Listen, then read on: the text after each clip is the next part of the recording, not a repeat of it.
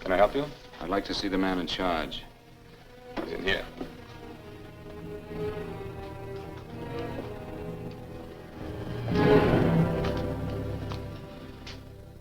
I want to report a murder. Sit down.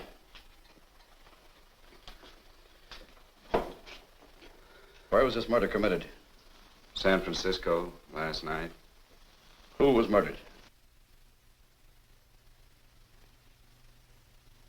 I was.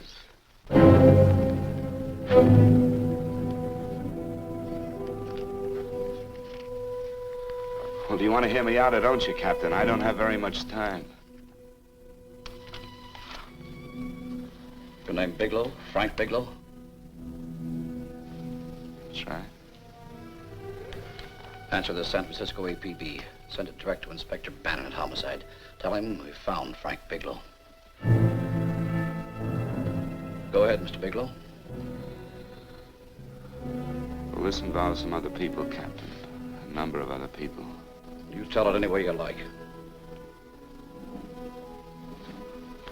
I live in a little town called Banning out on the desert. It's on the way to Palm Springs. I have a small business there. Paula? Yes, Mr. Bigelow. Get me a copy of Miss Hollis's 48 tax return, will you? Oh, you better get the 47, too. Yes, Mr. Bigelow. I don't think we took any depreciation on that new equipment last year. No, we didn't. I remember you said we could include it all this year. Sure, we can. Hey, Frank. Yeah, well. Peterson says he wants a financial statement before he can give me my loan. Hello, Kitty. I will. Well, I'm leaving for San Francisco today, but I'll be back in about a week. I'll take care of it for you then. Sure is a scorcher, isn't it? Well, I've seen him worse. Well, have a nice time, Frank. Yeah, thanks, Will.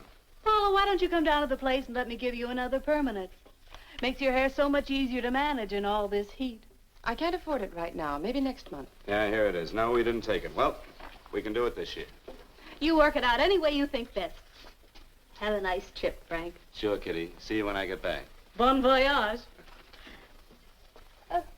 Why don't you come down anyway, Paula? We'll work out a deal on that permanent. Thanks. Maybe I will. Hello? Oh, hello, Mr. Hawkins. Just a moment. Do you want him to send your ticket over? No, I'll pick it up myself. No, never mind. Mr. Bigelow will pick it up at the station. Bye.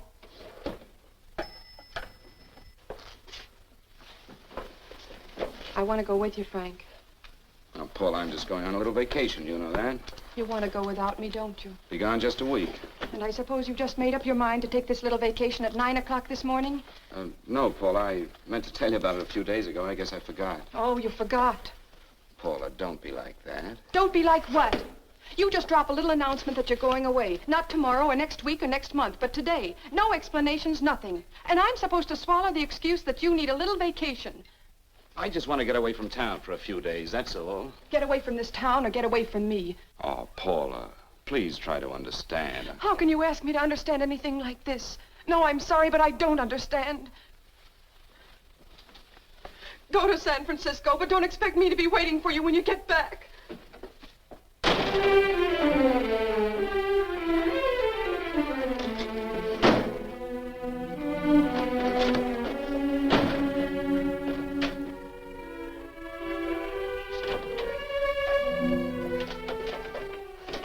Paula, please, Paul.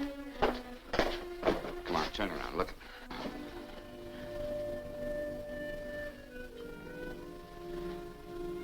Come here. Why do you do this to me, Frank? Why can't you be honest with me? As honest as I am with you?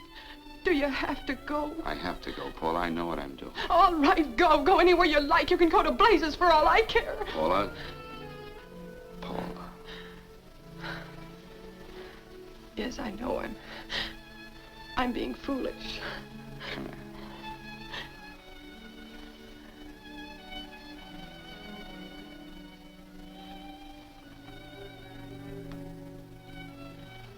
Come on, fix your face. We'll go down to Eddie's and have a drink. All right, why not?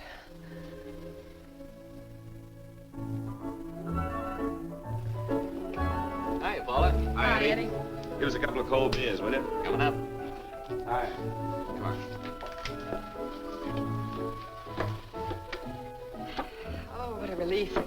This air conditioning feels good. I sure wish we had it in the office. It'd make working a pleasure. Well, if it stays this hot, don't bother going in the rest of the week. I win 2 races today. How many did you lose? Now, you would have to ask that. Kind of early for you two, ain't it? Too hot to work. That's what I like to hear.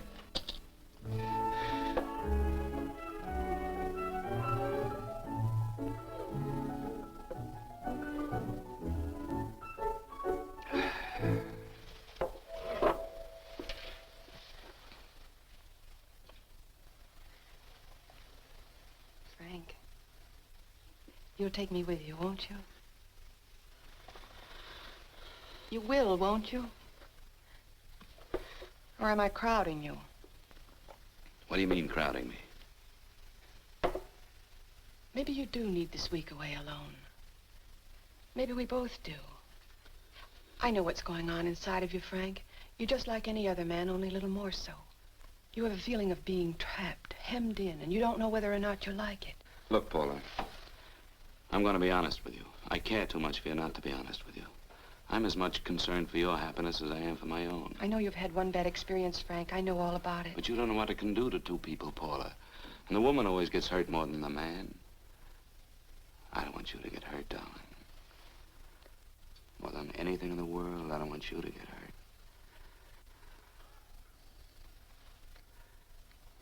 Want to hear some music? All right, Frank. Got a couple of nickels, Eddie? Yeah. This won't bother you, will it? Next result doesn't come in for half an hour.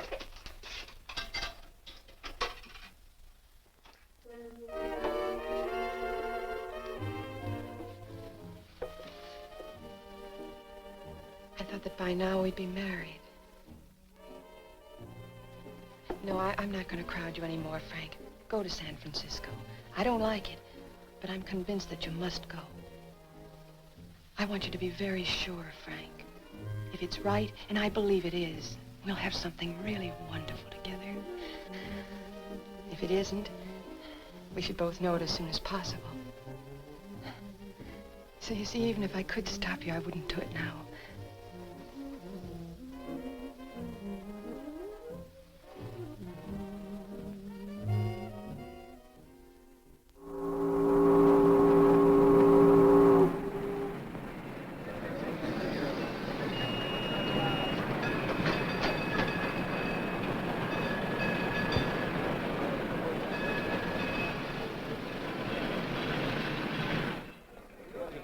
Yes, sir.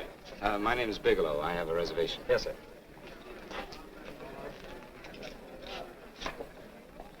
Here we are, sir. My name is Bigelow. I have a reservation. I have it, sir. It's a very nice room on the 6th floor, facing the bay. Boy, this might help you enjoy your stay, Mr. Bigelow. It's a little booklet on how to have fun in San Francisco. Oh, thank you. Very welcome, sir. Thank you. Say, is it always like this around here? No, this is market week, and it's the last day, too. Boy, always around until you need them. Oh, 517? Thank you. Here's a message for you, Mr. Bigelow. Long-distance call came in about an hour ago from Banning, from a Paula Gibson. Oh, thank you. Very welcome. Show Mr. Bigelow to 618. Right this way, Slide.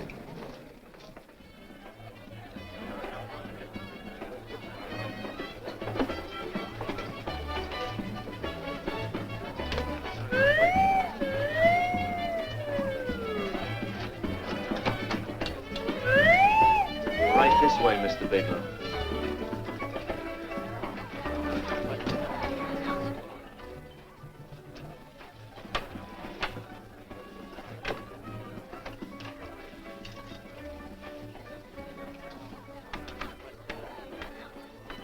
Is there anything else, Mr. Bigelow? Oh, yes, you can get me a dry Manhattan and a package of razor blades. Yes, sir. Thank you. Oh, and you can leave that door open. Hello, operator. I want to speak to Miss Paula Gibson in Banning, California. Yeah, that's right. No, I'll wait. Hello? Hello, Paula. Oh, hello, Frank. How was the trip? Fine, just fine. Having a miserable time, I hope. Well, I don't know. I just got in. What was that? Market week. The place is crawling with traveling salesmen. You know, Charlie Anderson found out that you went away, and he asked me to go out with him. Oh, really? How did he make out? I'm considering it. Is that what you called to tell me? I'll have you know that this call is strictly business, Mr. Bigelow. Did a Mr. Phillips phone you? A Eugene Phillips of Los Angeles. No. He will. He phoned the office 3 times today. Said that he wanted to get in touch with you immediately. He said it's most urgent and imperative that he reach you at once. What did he want? I don't know. But he sounded deep, dark, and mysterious, and quite agitated about something. Phillips. Have we ever done any business with him? Not unless you've been keeping it a secret from me. I looked through all the accounts. Why did you tell him you could reach me here? You know I'm supposed to be on vacation. So you told me. And so I told him, dear heart. But the gentleman didn't seem to respect your temperamental moods the way I do. He was very insistent that he speak to you before it's too late, as he put it. Well, tell him you tried to get in touch with me and I've changed my plans and you can't reach me. He won't talk to me. I told him that I was your confidential secretary, but I guess I didn't sound confidential enough. So I told him that he could reach you there this evening. Well, call him back. If it's as important as he says it is, he'll talk to you. Otherwise, he'll just have to wait until I get home. My, aren't we adamant this evening? All right, shall do. And Frank, Yeah? I don't quite know how to say this. Say what? Well, what I want to say is that there's nothing you can do that you ever have to feel guilty about. Oh. Sure. Thanks, Paula. I'll call you tomorrow. Right.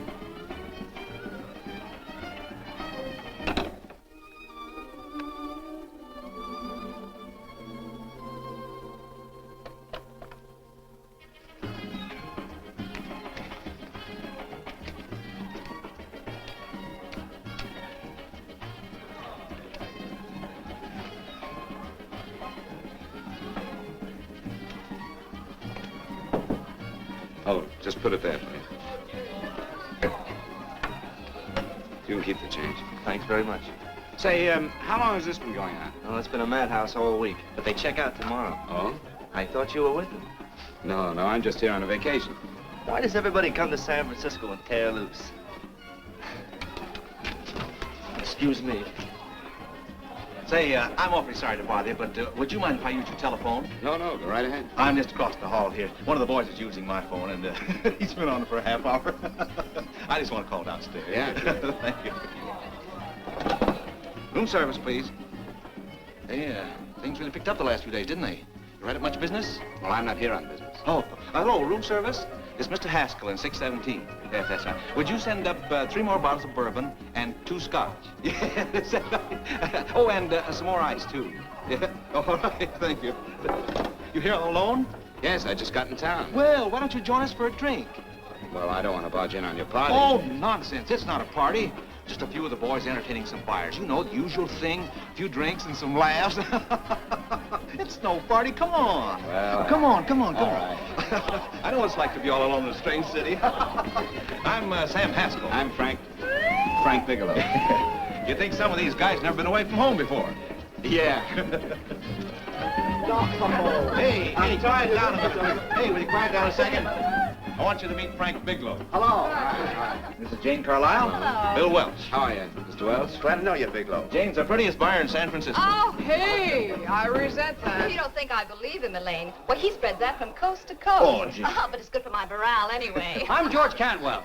Glad to know you, Mr. Bigelow. Bigelow, yes. Right on much business? He's not here on business. Oh, well, Well, why don't you get the man a drink before he dies of thirst? how about a little bourbon? Well, that's fine. Bourbon it is. Of course, Mr. Wallace. Yes, Mr. Wallace.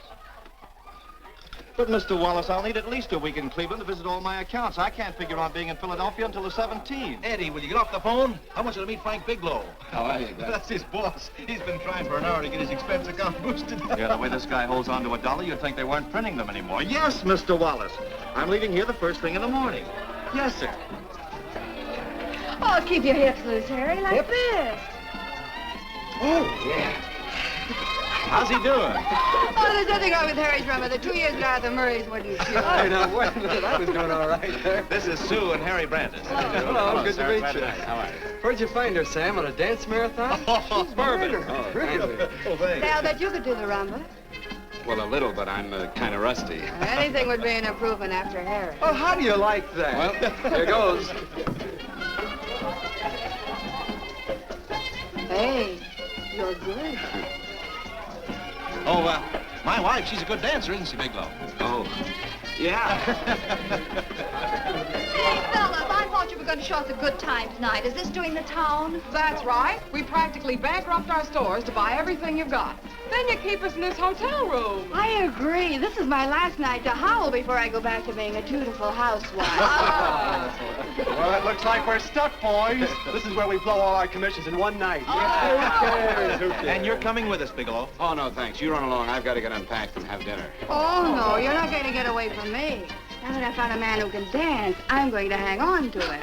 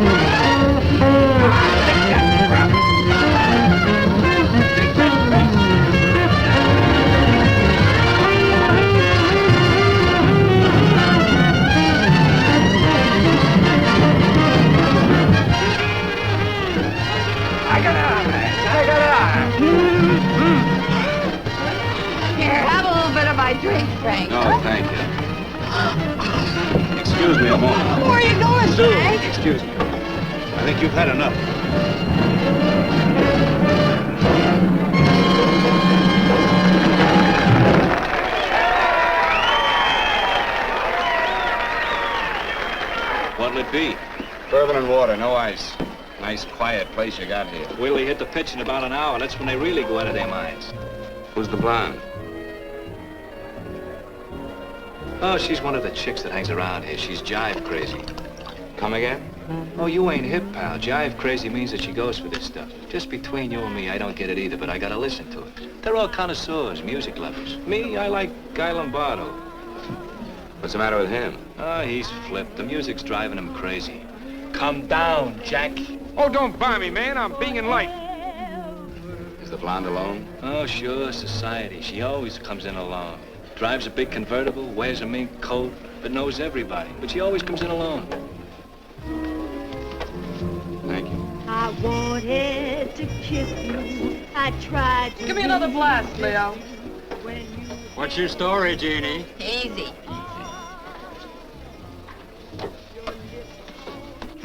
Hello. Easy. Dig the fisherman. Oh, that's really silk, isn't it? Can I buy you a drink? Sure, thanks. Give me a blast, Leo. Leo, I left my blast at the other end of the bar.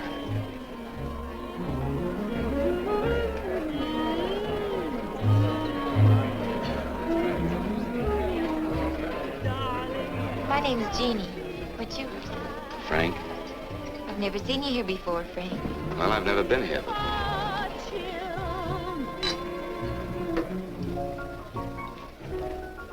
This isn't mine. Mine was bourbon. Well, sure it is. You saw me pour it. Give me a fresh drink. Anything you say.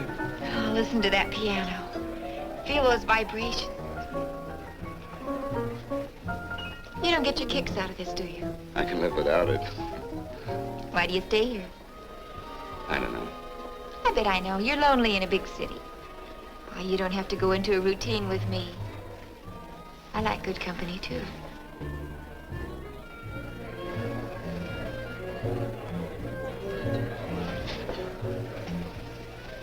Say, there are some people there I want to avoid. Couldn't we get out of here? Let me think about it. Oh, come on. How about going somewhere else, then? Why don't you meet me later? Okay. Where? I tried to forget you, but you whispered, darling, I love. Call me at that number later. It's my next stop. They've got a band there that'll really send you. See you, Jeannie. Easy.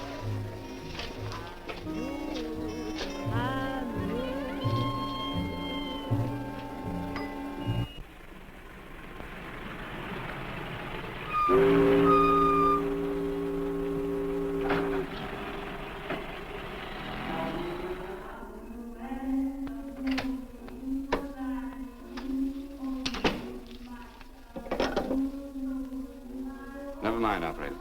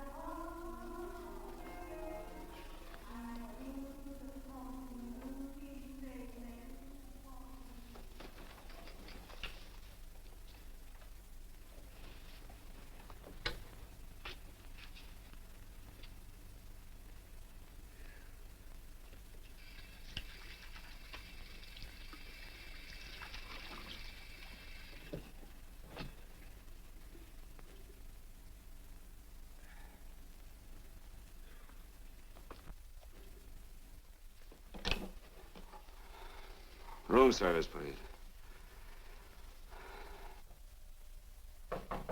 Come in.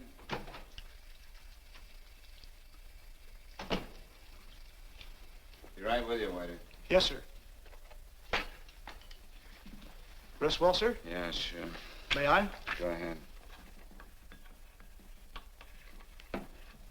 It's on there for you. Thank you, sir. Would you like anything else? Oh, thank you, that's all. Waiter. Yes, sir. Take this away. Is there anything wrong, sir? No, just take it away. I don't even want to look at it. Are you all right, sir? Yeah, sure. All right, I just had too big a night, I guess, that's all. I need some fresh air. Of course. Thank you, sir.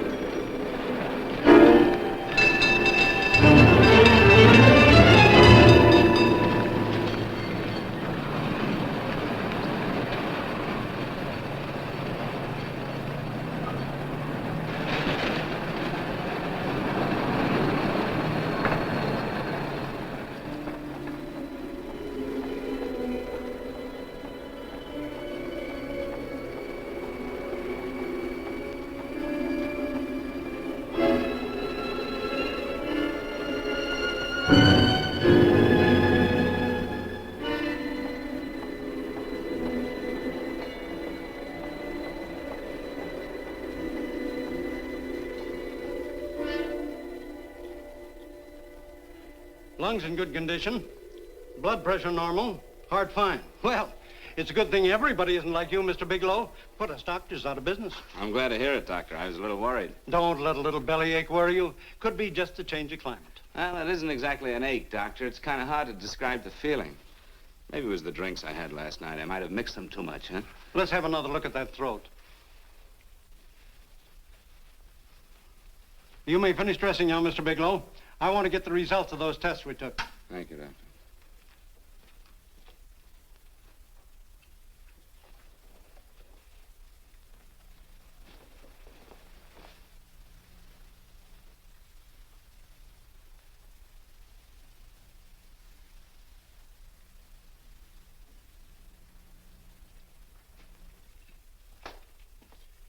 Mr. Bigelow, this is Dr. Schaefer. Hello, Doctor. How are you? Sit down, Mr. Bigelow. According to the information you gave Miss Wilson, you're not married, Mr. Bigelow. That's right. Do you have any relatives, family, anyone in San Francisco? No, no one. I don't know a soul in San Francisco. Where is your home? What is this, Doctor? Why all the questions? You're a very sick man, Mr. Bigelow. Sick? But you told me I was in good shape. Yes, I know. But my preliminary examination didn't reveal your true condition. You sound as if it's pretty serious, Doctor. It's extremely serious. I want you to understand that we wouldn't tell you something like this unless we were absolutely certain. Well, of course, of course. You must steel yourself for a shock, Mr. Bigelow.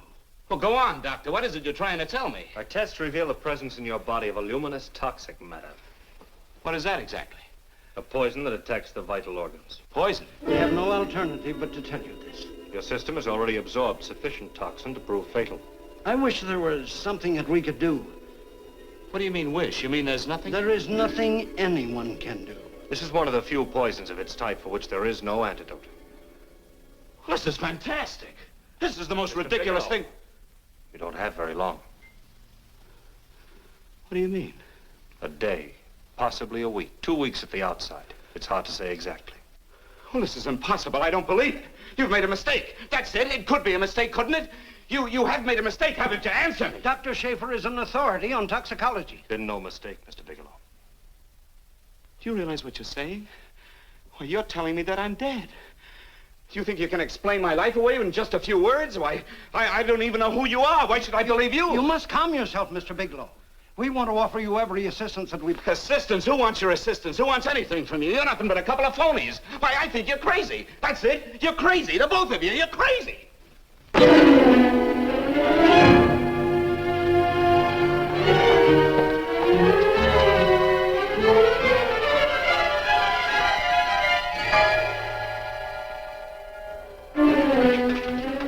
Where's the doctor? You just come in. Come on, tell me where... You have to go through the thing before you come Get in out here. of Doctor, What's the trouble here? What's the matter with you? Doctor, I want you to examine me for luminous poisoning. Come right in here.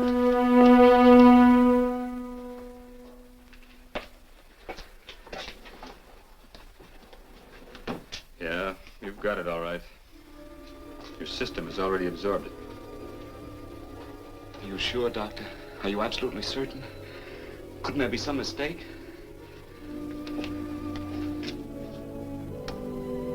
There it is. The toxin is actually luminous in the dark.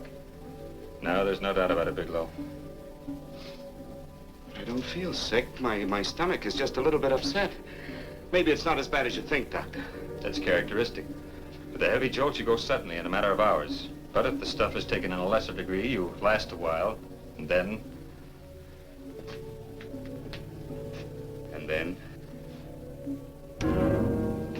Give it to me straight, Doctor. Well, a number of things are involved. The systemic condition of the individual, the amount consumed, exertion. Yes? You won't feel too badly for a while. Then it will happen suddenly. A day, 2 days, a week at the most.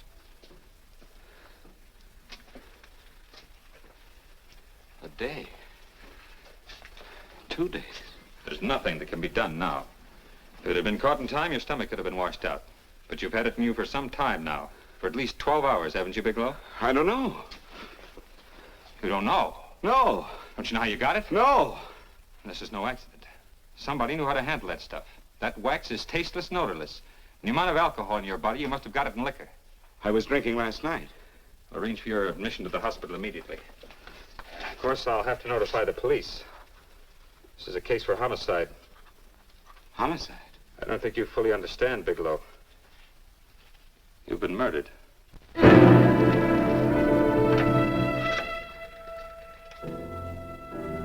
Get me police headquarters, please. Homicide Bureau.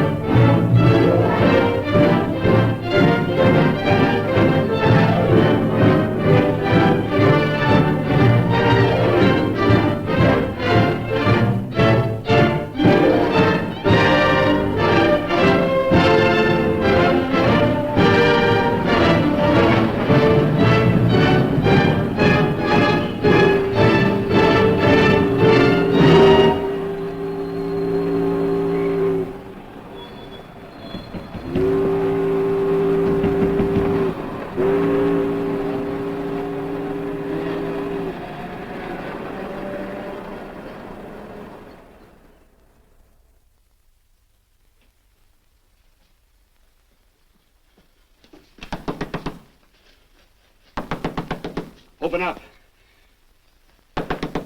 Open this door, I tell you. Open it up or I'll break it down. Where are those men? Where are those men who were here last night? I don't know. There are no men here. Please go away. Don't lie to me. Where are they? Mister, this lady just checked in. Those men aren't here no longer. They checked out of the hotel early this morning. Checked out? Please go away. I'm sorry. I'm terribly sorry.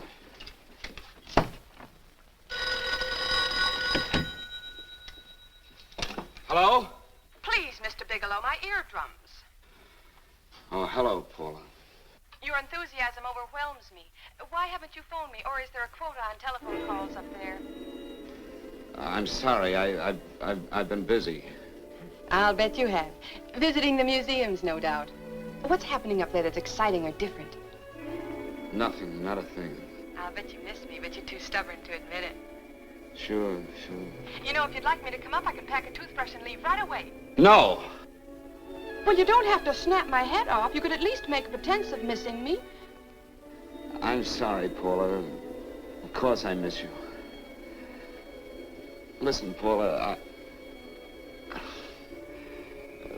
Paula, it's just that I don't feel like talking now. I'll call you later. Don't strain yourself. You phone me sometime when you feel more like talking. Oh, by the way, I called that Mr. Phillips back. Phillips?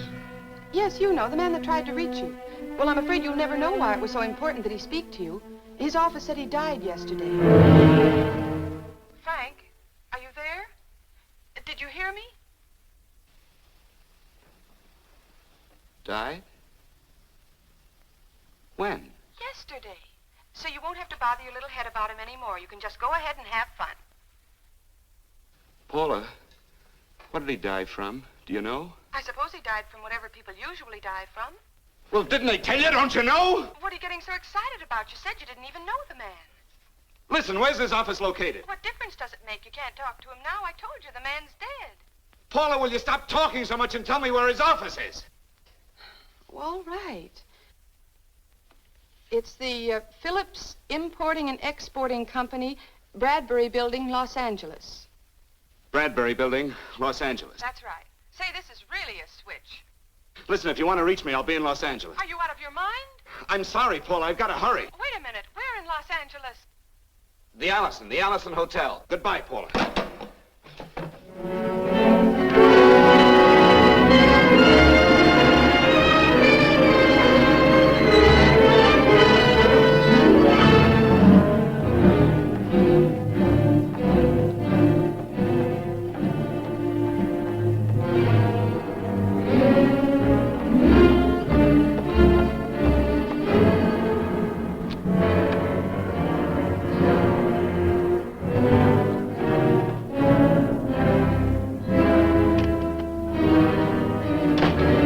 To see someone in charge here. What is it in regard Well, to? it's a personal matter. It's quite urgent. Perhaps Mr. Halliday can help you. Who's he? He's our controller. Your name, please? Bigelow. Mr. Bigelow to see you. Send him in. Go right in, please. That door.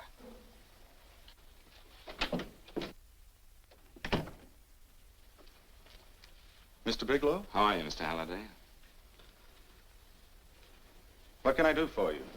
Well, Mr. Phillips phoned my office several times yesterday. I'd like to find out what it's all about. You know Mr. Phillips died yesterday?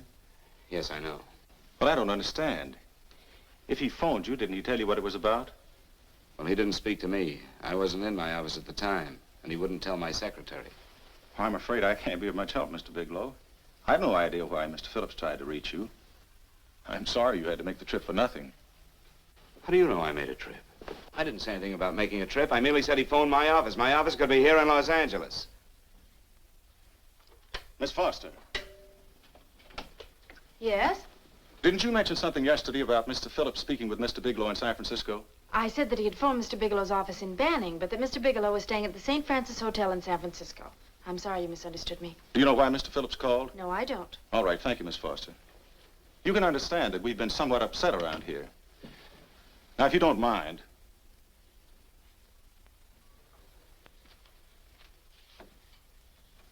Did Mr. Phillips have a wife, family, anyone that could help me? you can't intrude on people at a time like this just to satisfy some curiosity. It isn't just curiosity. Then I suggest you wait a week or so. I can't wait. Well, I'm sorry you'll have to. Well, there's always a phone book. You're a pretty aggressive fellow, Bigelow. Are you quite sure that this is as important as you make it appear to be? It's important. Mrs. Phillips lives at the Sunset Arms Apartments. Thank you. I needn't tell you she's under a strain. I suppose you're capable of using a little more tact with her than you demonstrated with me. I think I can handle it. By the way, what was the cause of Mr. Phillips' death? Suicide. He leaped from the balcony of his apartment. Thank you.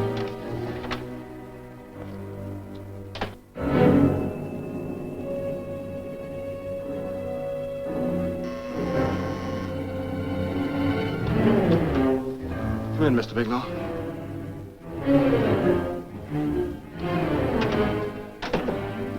I'm Stanley Phillips, Eugene's brother. Halliday phoned that you were coming.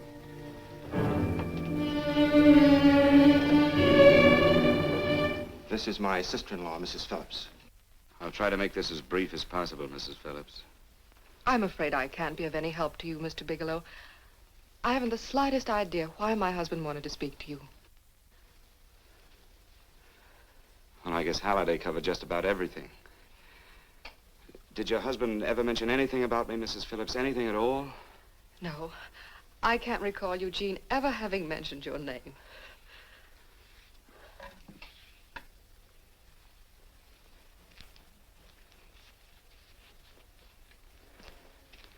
I hate to ask you this, Mrs. Phillips, but it's of vital importance to me. Do you know why your husband committed suicide? Oh. You're certainly not the most diplomatic person in the world, are you, Bigelow? Were you a friend of my brother's? I never met him.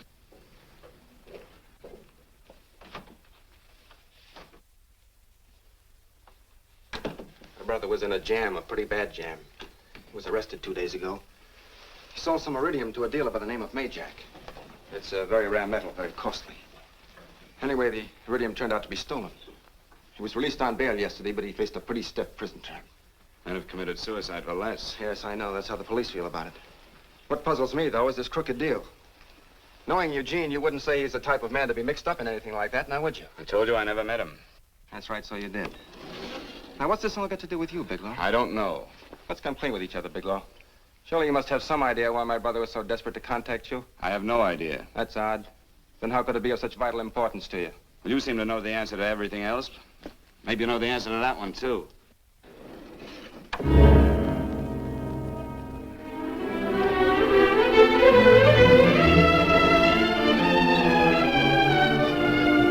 There's a message here for you to call operator 82 at Banning. Oh, thank you. Show Mr. Bigelow to room 821. Say, would you have the operator put this call through to my room right away? I'll take it up there. Thank you. Hello, operator. Here you are. I'll call you if I need anything. Thank you, sir. Hello, Paula? Well, Sinbad, I'd just about given you up for lost. Now, do you mind telling me just why you rushed down to Los Angeles? I can't explain it to you just now, Paula. I just can't explain it. What's going on, Frank? You don't even sound like yourself. Well, I'm just a little tired, Paula, that's all. But I miss you. Oh, Frank. I can't tell you how good it is to hear you say that. And here I was worrying that I'd lost my charm. When are you coming home, Frank? Soon, Paula. I'll be home soon. I'll go right out and get myself a permanent so I'll be pretty when you see me. Hey, guess what? I found that Phillips name in your notarial ledger. Notarial ledger? Yes, of all places. I remember now I made the entry myself. You had notarized a paper one morning before I came to work. What kind of paper was it? A bill of sale for a George Reynolds made out to Eugene Phillips of Los Angeles. So you see, I was right. We hadn't done any business with Phillips, only indirectly. What was the bill of sale for? A shipment of iridium, whatever that is. Iridium? You mentioned at the time that this fellow Reynolds had made some kind of a deal in Palm Springs, and he stopped in your office early in the morning on his way north to have it notarized. Wait a minute. Wait a minute, George Reynolds. That was about 6 months ago, wasn't it? That's right, 6 months ago. Thanks, Paul. Oh, goodbye. Goodbye. Hello, operator. Get that number back for me.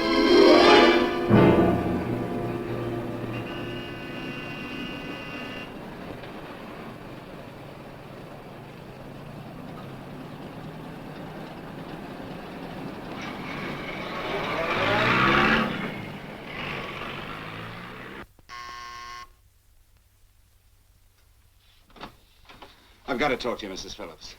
Please, go away. I want to be left alone. But I found out why your husband wanted to see me. It was in connection with a bill of sale. Come in. Thank you. What do you know about a man named George Reynolds? George Reynolds? Yes. Why, that's the man my husband claimed sold him the iridium. And what did Reynolds claim? Reynolds disappeared. Yes? About 2 months ago, my husband grew suspicious that something was wrong. Since then, he tried in every way to locate Reynolds, but could find no trace of him. But I don't get it. Your husband could have proved he made a legitimate deal by showing the bill of sale he got from Reynolds. Then there was a bill of sale? Yes, of course there was. My husband swore there was, but at the time of his arrest, he couldn't find it. It was mysteriously missing. Well, then, if your husband could have shown proof, it would have been George Reynolds who would have faced the prison term. Eugene was convinced that Reynolds had stolen the bill of sale. He was the only one who had reason to eliminate evidence of the transaction. Thank you, Mrs. Phillips. Thank you very much. You've been very helpful. Oh, if you'd only come sooner, Mr. Bigelow. My husband might be alive today. I know.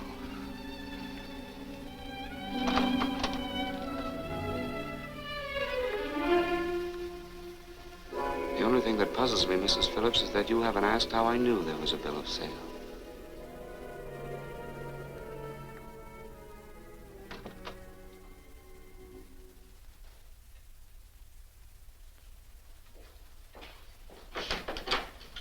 Mr. Halliday isn't in. He should be back shortly. I think you're the one who can help me, Miss Foster. Mr. Phillips tried to reach someone else before he called me yesterday, didn't he? Why don't you ask Mr. Halliday? Obviously, Mr. Halliday wasn't here yesterday, or he wouldn't have had to learn from you that Phillips called me. And you're the logical person to know who else Phillips called. I don't believe that's any of your business, Mr. Bigelow. Don't think you're revealing anything confidential, Miss Foster. I know that he tried to reach somebody else. Mrs. Phillips told me. You're bluffing, Mr. Bigelow. I don't know what you're after, but you're trying to trick me. Mrs. Phillips didn't tell you a thing. How do you know that? Mrs. Phillips knows nothing about it. She doesn't. Well, why wouldn't she? Wait a minute. I was talking about George Reynolds. Who did you think I meant? Just who is it that Mrs. Phillips doesn't know I about? told you before, that's none of your business. All right, young lady, I'm going to give it to you straight. Phillips was murdered. Murdered? I don't believe you. He told me because he needed me to clear him. Phillips was innocent. Innocent men don't have to jump out of windows. Murdered? Just who are you trying to protect, Miss Foster? Why are you so afraid to tell the truth? I'm not protecting anybody. I haven't any more to say. All right, young lady, listen to me. This thing is going to explode wide open. If you've got nothing to hide, you better start talking. Or maybe you are mixed up. No! Well, then come on. Mr. Phillips called Marla Rakubian. He went to see her yesterday morning. Who's Marla Rakubian? She's a model. She and Mr. Phillips used to be quite friendly, but he hadn't been seeing her for quite some time. Come on. The last couple of months, he'd been trying to locate her and finally learn where she lived yesterday morning. When he returned from seeing her, he was terribly upset and excited. That's when he had me put in the calls for you. When he couldn't reach you, he went home. The last time I saw him alive. Give me Marla Rakubian's address. I don't think Mr. Phillips realized I was aware of his friendship with Marla Rakubian, and out of respect for him, I never intended to tell anybody. I had no idea that she had anything to do with the trouble he was in. I admire your discretion, Miss Foster. You know, you must be pretty friendly with Stanley, Miss Foster. He knew how desperately his brother tried to reach me yesterday, and he wasn't even here at the time. And now you seem to know all about what happened in Mrs. Phillips' apartment.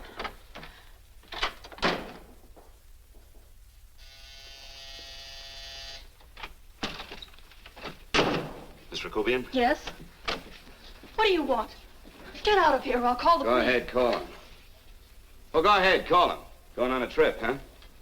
Yes, going away for the weekend. Sailing for Buenos Aires tomorrow, some weekend.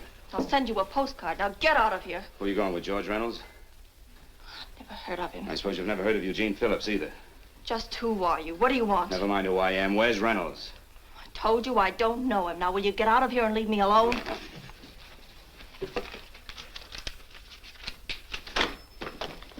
So you never heard of George Reynolds, huh? And don't try to tell me that this isn't him because I've seen him. If you think you can scare me, you're crazy. Look, I know that Phillips came here yesterday. And right after he left, he was pushed out of a 6-story window. Pushed? Phillips committed suicide. Your playmate Reynolds murdered Phillips. And then he went up to San Francisco to get me. Because I knew about a certain bill of sale. I don't know what you're talking about. You're in this right up to your pretty little neck. I'm not mixed up in anything. Get your hands up. Drop that picture on the couch. Turn around. Don't get any ideas because I'm not afraid to use this. Give me your wallet.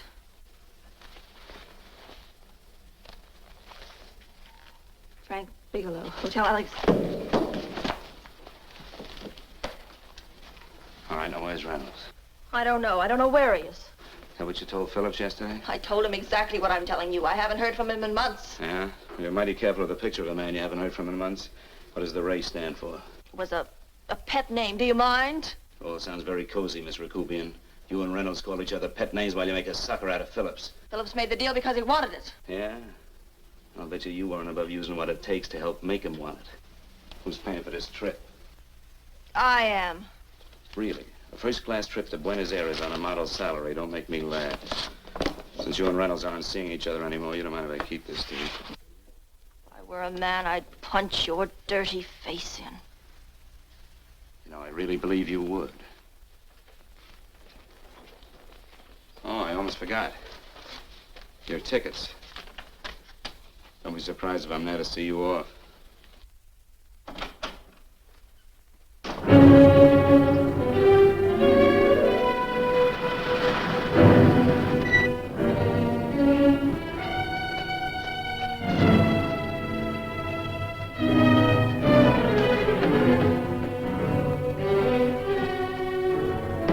Angelo. Angelo!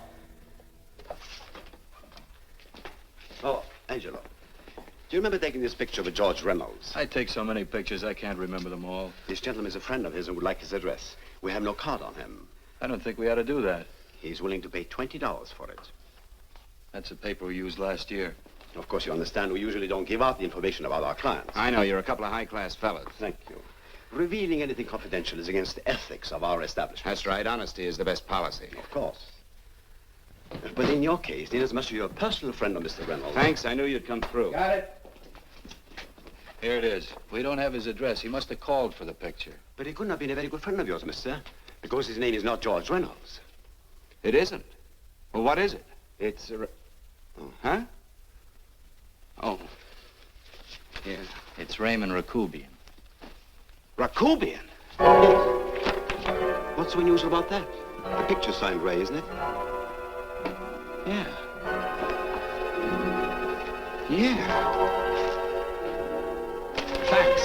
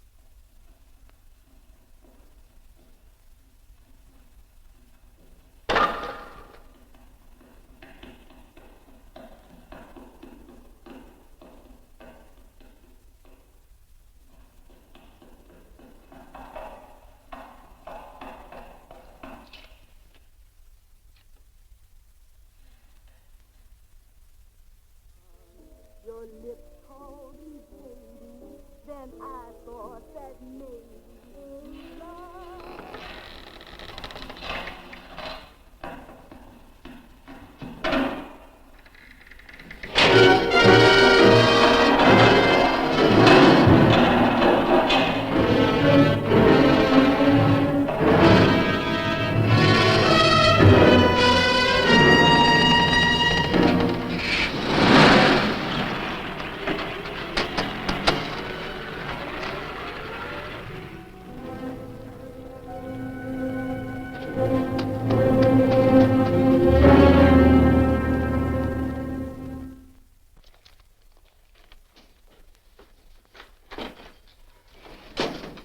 Bigelow, are you all right? Can I get you anything? No, thanks. Do you know this man? No. No, I don't think so. Are you sure you've never seen him? I'm quite sure. Does the name Raymond Rakubian mean anything to you? No, I never heard of him. Why? He also uses the name George Reynolds. This is Reynolds? That's right. Well, where can we find him? That's what I want to know. Tell me something, Halliday. You're the controller here. How come you didn't know about that bill of sale? Phillips made that deal before I came to work here. Yeah, but you still keep records, don't you? For some reason, which is none of my business, Phillips preferred to keep that among his personal papers. Now, does that answer your question? You came in here today asking for some information that you needed, and I tried to be as cooperative as I could. But now you're beginning to annoy me. So get out before I throw you out.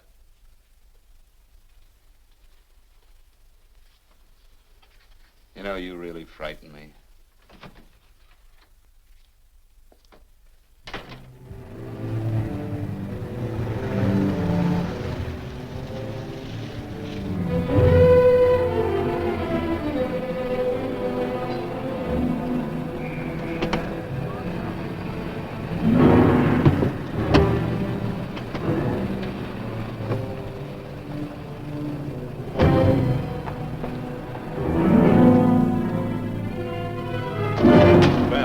time you showed up, Bigelow.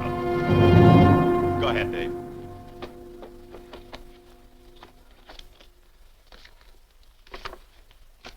Real cute, ain't you, Bigelow? Just real cute. Paula didn't lose much time getting a hold of you guys, did she? Shut up. Let's go, Bigelow. Look at him. He can't take it. Soft in the back. You do that again and I'll kick your face. Lay off, Chester. Cut it out. Shut up! Who asked you? Better let him answer. The clerk might know he's in. Go ahead, Bigelow.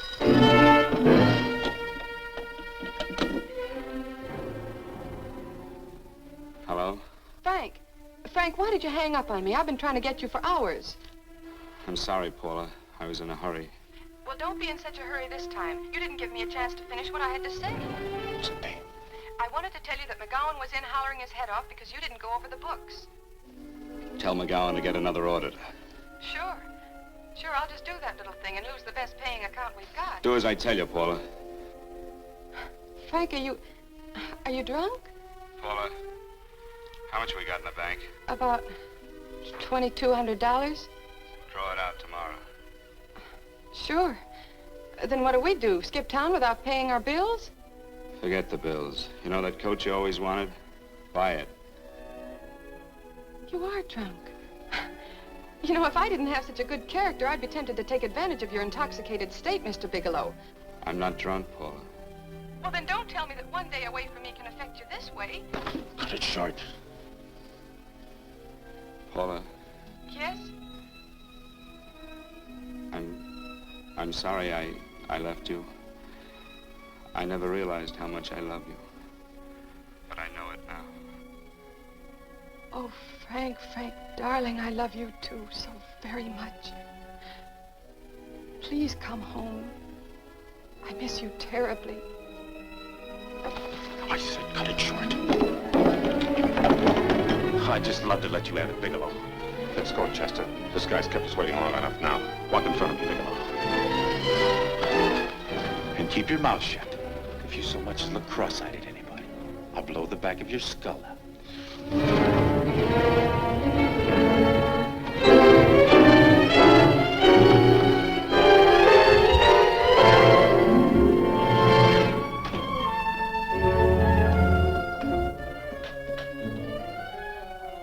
This Bigelow's real cute. He wanted to get tough with Chester. He don't know Chester. Did you get the picture? Don't I always get what Mr. Majak sends me after? Majak? That's right. I'm the dealer who bought the iridium from Phillips. I get it. You have Rakubian unload stolen stuff on Phillips with the help of Marla here, and then you buy it back from him. Oh, you certainly made a sucker out of Phillips. What is it, Mr. Bigelow?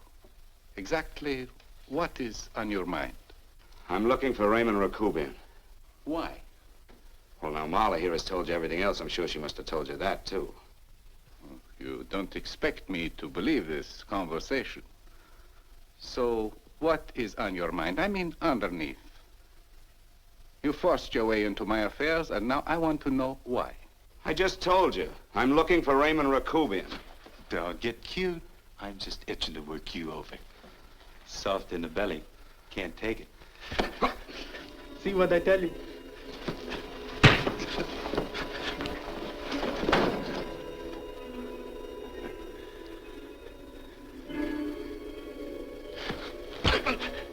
Can't do that to Chester. I'm gonna blow your guts out. Easy. Lay off, Chester, not now. Look at him. He's so scared of Chester, he'd talk now. He's not afraid, Chester. You can tell from a man's eyes when he is afraid. Look at his eyes.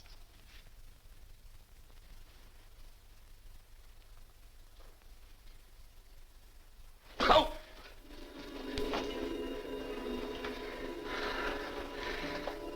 I'm telling you, Majak, you better keep him away from me or he's really gonna have to use that gun. Go away, Chester, please. Do what I tell you, my boy.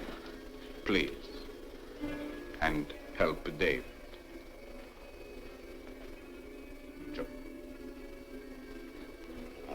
You're in pain. He's an unfortunate boy. He's psychopathic. He's unhappy unless he gives pain. He likes to see blood. Come with me, Mr. Bigelow.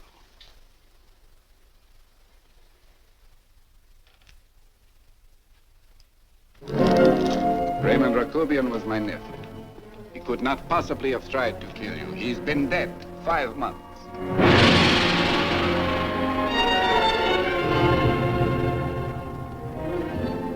I'm afraid you have been sidetracked. Provided it is true that somebody made an attempt on your life. Somebody made an attempt again today. I had no reason to kill you, believe me. What do you mean you had no reason? I notarized a certain bill of sale. You notarized the bill of sale for Reynolds, not Rakubian. Now, what I told you was true. I had no reason to kill you. That's a closet, Mr. Bigelow. And under other circumstances, you could go home now. But now you present a problem. You know too much, and I am in danger. Chester! Suppose I were able to prove to you that I only want to find the person who tried to kill me, and I won't cause you any trouble. You know I can go to jail for 10 years for this little business. 10 years. At my age, that's my life. That means my entire life. With my life, I do not take chances. I am sorry, believe me. You want Joe to go with you? No. Just Bigelow and me. And baby makes 3. But Majak. Goodbye, Mr. Bigelow, and forgive me. Let's go, Bigelow. I guess you won't be there to see me off.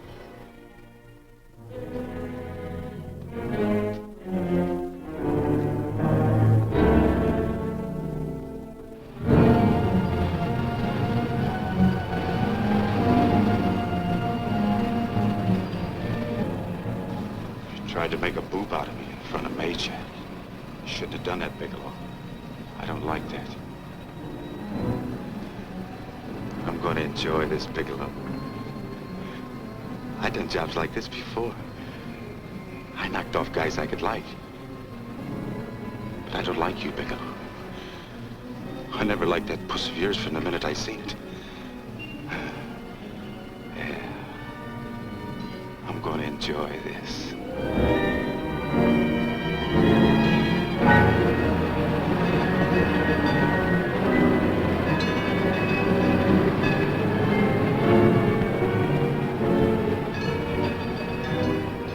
Scared yet, are you, Bigelow? But you'll be scared. Good and scared. I think I'll give it to you in the belly. You don't like it in the belly?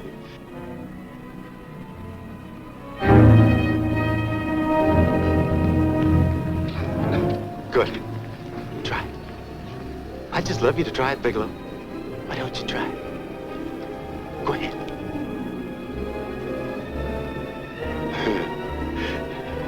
Didn't have the nerve, did you, Bigelow? I think I'll give it to you right in the belly.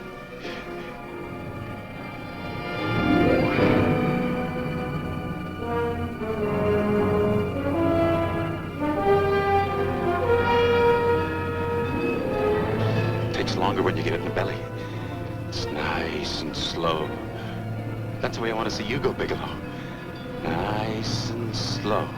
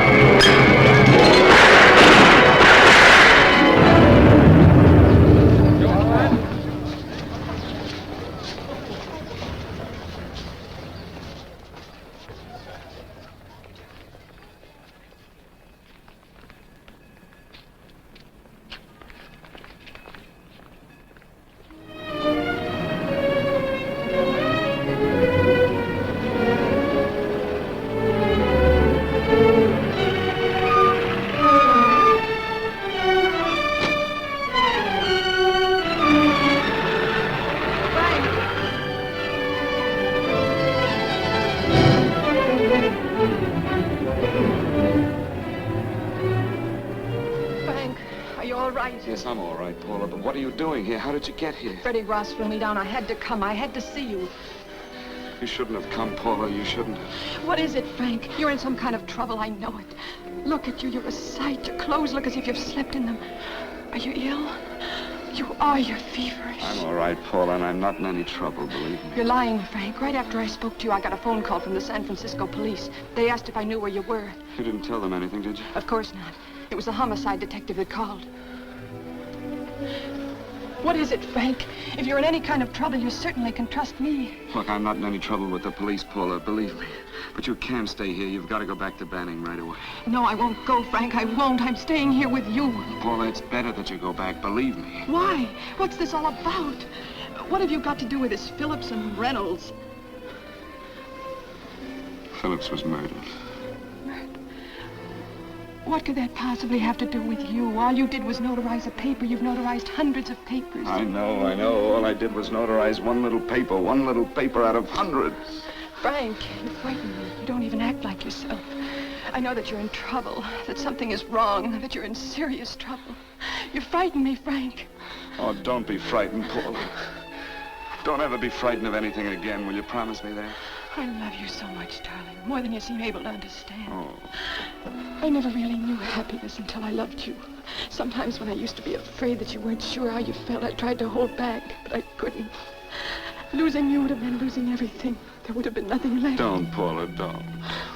Now I'm afraid again. Somehow I feel that I'm going to lose you, but there's nothing I can do about it. I feel so helpless. You're leaving me out of something.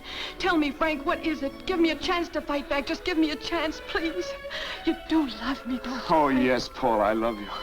I never was more certain of anything in my life. I wasn't sure before. I was a little blind, I guess, but believe me, I'm sure now. Can you understand that, Paula? I understand.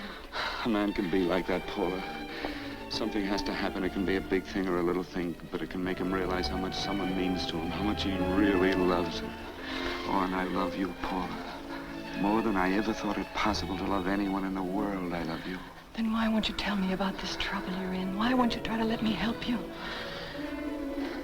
You can't help me, Paula. You don't want my help. Oh, Paula, there's nothing you can do. Will you believe me? So will you please go home, please? No, Frank. I won't go. I know you're in trouble. I can't leave you like this. All right, Paula, look, wait for me in the lobby of the hotel, and I'll be back for you soon, I promise. You promise? You're yes, sure? Paula, I promise. Is that a new outfit? Yes. Oh, it's beautiful.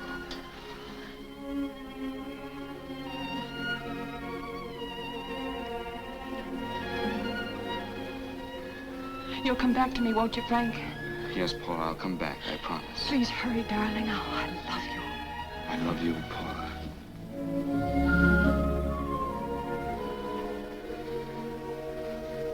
Goodbye, Paula.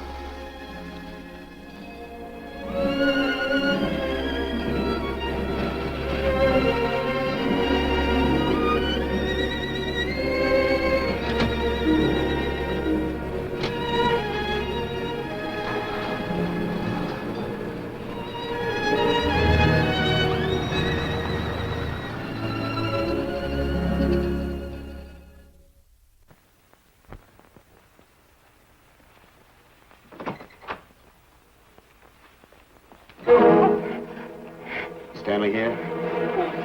You sure? All right, get in there. Now get Stanley on the phone. Tell him to come over here right away. Use any excuse you want. What are you going to do? What was Stanley going to do when he used me for a clay pigeon today? I don't know what you're talking about. Don't act innocent with me. I fell for that once. I don't know what you mean. I told you everything you wanted to know this morning. Yeah, you told me just enough so I'd get sidetracked and wouldn't know that Stanley was the one I was after. Stanley? Oh, no. You and Stanley have been together on this from the start. Now, come on, get on that phone and call him. Don't let him know I'm here. Bigelow.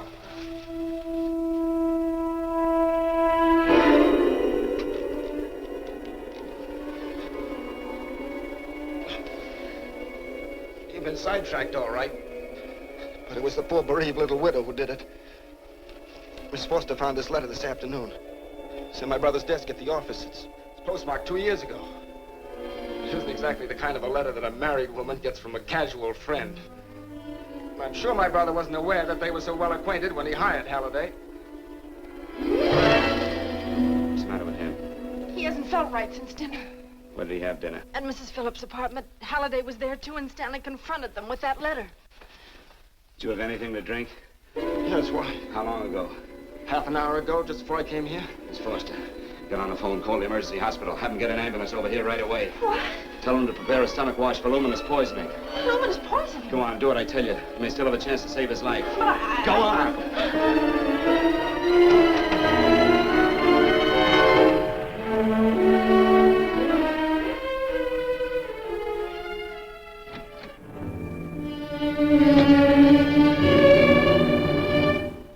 I found George Reynolds, Mrs. Phillips. He's been dead for 5 months. Then he didn't steal the bill of sale. No, he didn't. But you could have stolen it. How dare you? You knew who I was when I came here today. But you were surprised to see me alive, weren't you? But I'm not alive, Mrs. Phillips.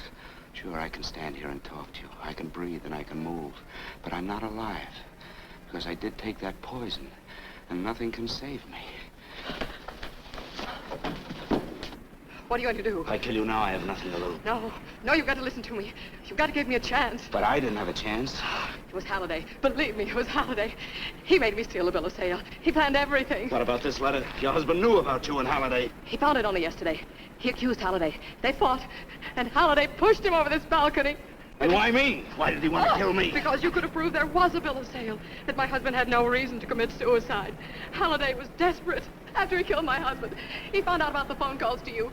He thought you spoke to him, that you knew enough to involve him.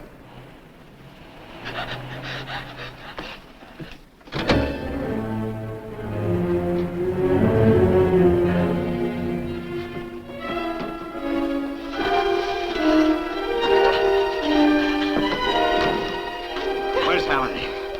Where is he? He's in the office. This time you don't want him.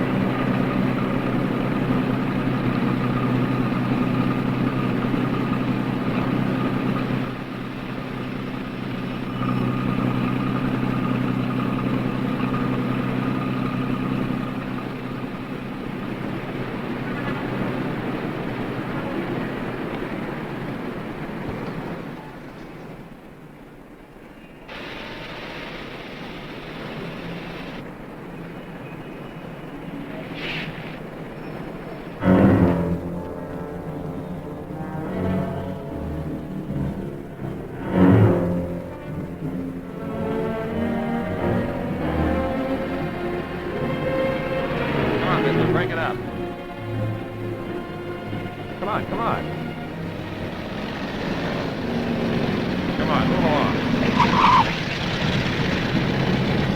Come on, let's break it up. Move along now. Let's get going. Come on.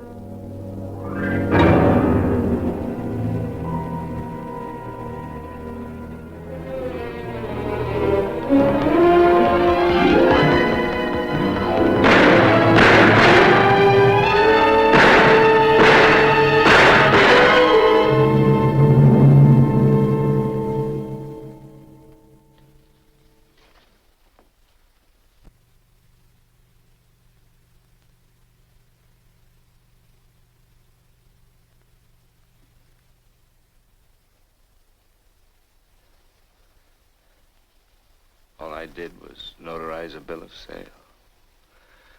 But that piece of paper could have proven that Phillips didn't commit suicide. He was murdered. And that's why Halliday poisoned me.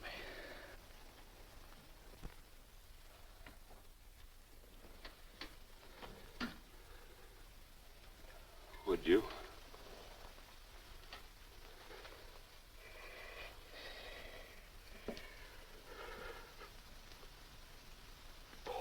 Paula.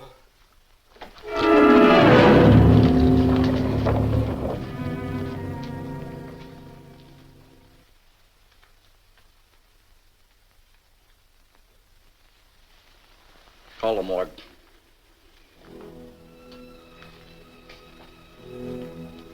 Johnson, you go to the Allison Hotel, find Paula Gibson. Don't tell her anything. I'll break it to her.